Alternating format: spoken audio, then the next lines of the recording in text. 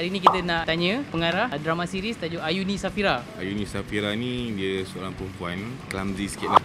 Si Zafra ni watak yang dilakukan oleh Akasha, so dia jatuh cinta lah dengan Ayuni Safira ni. Tapi pada peringkat awalnya dia macam berkahwin pun atas sebab mak dia ada dendam yang dilakukan oleh Kak Zarina Zainuddin dengan Maria Farida. So atas sebab dendam tu dia berkahwin, tapi akhirnya lama-lama jatuh cinta. Tapi adalah konflik-konflik yang lain lah.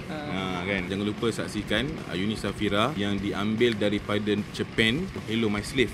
Tapi kemungkinan besar akan ditukarkan tajuk lah. Itu berkata kepada TV9 yang akan ditayangkan di slot Ratu bermula pada 23 hari bulan Mac ni. Production mana bang? Production Global Station. Jom, oi. Comel.